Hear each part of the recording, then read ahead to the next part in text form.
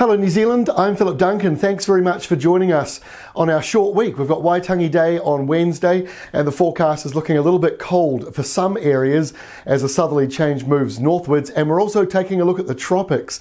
There's a lot of activity up there, in fact a bit of tropical trouble brewing.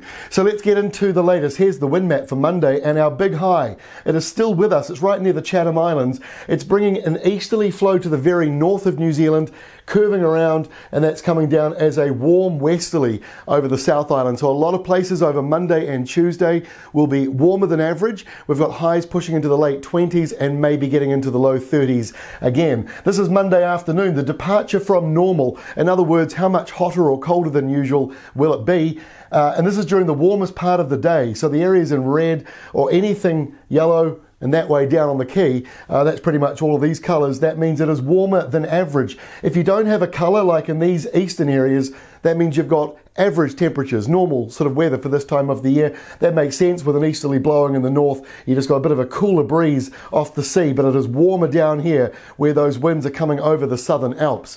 As we get into Tuesday, it's another warm day across the country. This is a similar kind of setup. The high is well out to the east. It is just holding on to the North Island, and it's allowing a windier westerly for many other areas. Now that means another warm day, warmer than average for many areas. But by the end of the day, in comes the cold front with rain around the west coast, maybe a couple of showers around Southland, but it won't be much. And the temperatures start to drop a little bit by the time we get to the end of Tuesday. So once we get to Waitangi Day Wednesday, it doesn't look like a dramatic map, but the temperatures are right down all along this eastern side. So we'll talk about the temperatures in a second. As for the rain, there'll be a little bit of shower activity here, or patchy rain, that'll move up the east coast, caught in this cooler east to southeast wind. Now further south, there's a little area of rain or showers stuck around the upper part of the South Island. It'll be very, very patchy. There'll be large areas of dry, and further south they've got a building high pressure system, so pretty settled down around Southland. And the very north around Waitangi, fairly light winds blowing, and it's going to be a very warm day. So when we look at the departure from normal from our afternoon highs, so how much hotter or colder will it be in the afternoon? Very clear to see that colder change all the way up the east coast, about as far north as, let's say, about Wairoa, and it goes all the way down to about Invercargill, with the coldest region, or the region that is going to be lower than normal, will be Canterbury, but then other areas will be warmer as a result of that wind flow. So you go to the north and around Waitangi, it is either warmer than average or about average, and you've got a lot of warmer than average weather for the top half of the North Island and also parts of the west coast as well.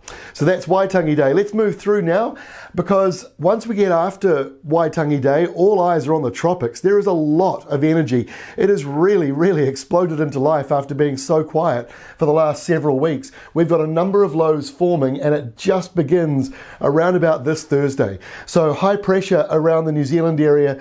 It is fueling easterlies. Get used to them. We've got them around for a while. Low pressure to the north is building. On Friday, that low to the north gets bigger. We've got another low down in the Southern Ocean. So New Zealand's in this little tiny island of high pressure, and the high is actually out over the Chatham Islands, but it's just holding on enough to keep most places settled. But as you can see, we've got showers blowing with those easterlies, and that system in the north is only getting bigger. So by Saturday, it gets even closer to us. But just like a lot of tropical lows and the narrow shape of northern New Zealand, it will either directly hit us or it slides off out to the east. It's a very narrow piece of land, whether it's that northern part from Waikato northwards or even the East Cape, Gisborne area. They're both kind of narrow, pointing to the north, and these systems are usually dropping straight south. So there's a lot of wind, a lot of rain. There's two main areas of low pressure there and another one off in the northwest. Meanwhile, a big storm in the Southern Ocean sends a cold front up towards the South Island, and we're in this little tiny bubble of high pressure, and it is tiny. There's rain out to the west, a lot of rain out to the northeast, and so for those who need rain, this might be frustratingly close and may not be close enough.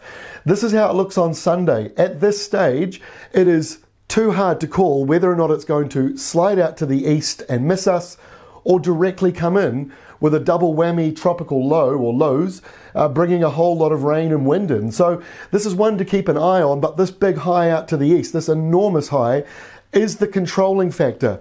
If that high here shrinks, this drops out to our east, if the high stands its ground and grows back a little further, it pushes and guides that low pressure system, or these two lows, towards New Zealand. At the moment, the modelling is suggesting it will slide to the east and may bring some rain to this eastern corner. But for Northland, which really does need the rain, the jury's still out. So we'll keep you up to date. There's a lot going on. Waitangi Day cool down, tropical trouble brewing, plus rainfall. We need to look into that in a little more detail, which we will do this week. In fact, on Tuesday, I'll give you the next outlook for the next 14 days of accumulated rain, which helps you work out where we think the majority of the rain will be. And that will help you for farmers and growers and those who need rainwater, help you work out what you need to do as we go through the dry, hot month of February. That's all from me. We'll see you again tomorrow for our final video until Thursday.